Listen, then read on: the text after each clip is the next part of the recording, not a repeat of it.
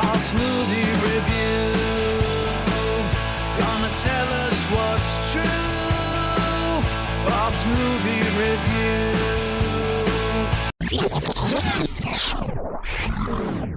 Hello, movie lovers! If you've ever wondered what it would look like if a vintage postcard, an existential crisis, and a celebrity dinner party had a baby, the Phoenician Scheme might just be it.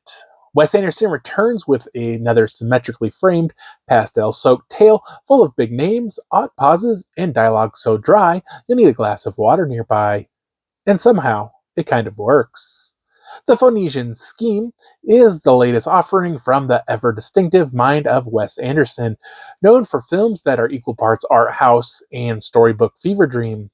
This time around, we follow a tightly scripted tale centered on a mysterious inheritance plot, international intrigue, and an ensemble of oddballs, eccentrics, and folks who probably alphabetize their tea bags. Benicio del Toro takes the lead, lending his usual gravitas to a role that feels equal parts noir detective and emotionally stunted poet. Around him, Wes Anderson has assembled his usual murderous row of talent: Willem Dafoe, Tom Hanks, Bryan Cranston, Scarlett Johansson, Jeffrey Wright, Bill Murray, and probably 3 people you didn't even notice because you were distracted by the perfectly centered wallpaper.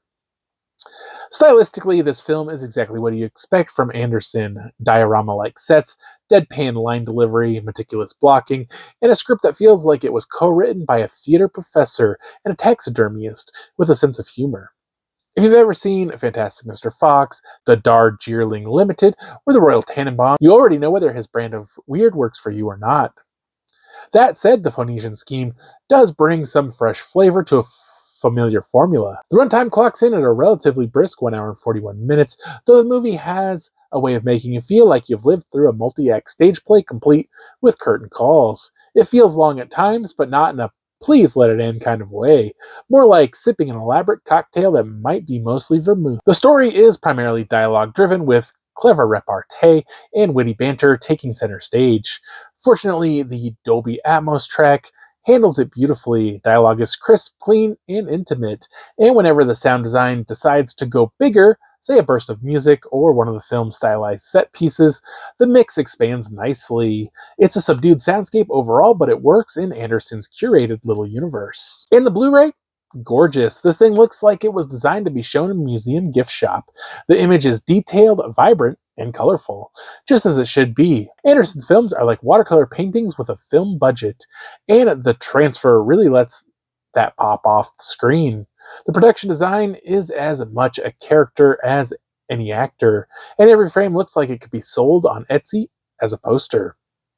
So is the Phoenician Scheme for everyone? Absolutely not. But for fans of Wes Anderson or anyone who likes their movies twee, star-studded, and wrapped in a bow of irony, it's another worthwhile entry in his whimsical canon.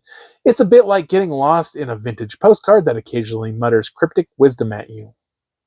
I give this one a 3 out of 5, a solid recommendation if you're already on the West train, but maybe skip if your idea of a good time involves explosions and character arcs that go somewhere. It does include Blu-ray and digital Benicio del Toro, Mia Threapleton, and Michael Cera. An American empirical picture by Wes Anderson. Glossy finish here. Here's a spine. This one is from Universal Pictures. Bonus feature behind the Phoenician Scheme.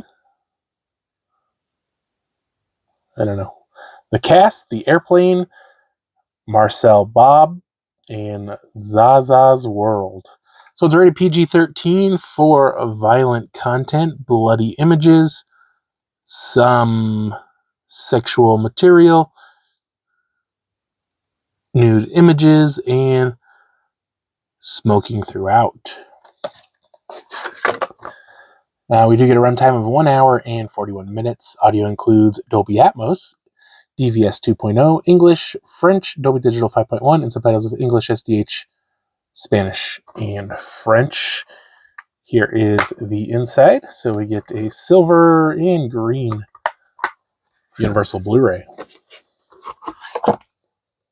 Thanks to Universal Pictures for sending this one over for review. Until next time, keep your movies framed, your dialogue deadpan, and your Blu-rays spinning. This has been Bob's Movie Review. I've been wondering Bob's thoughts on the latest blockbuster scenes.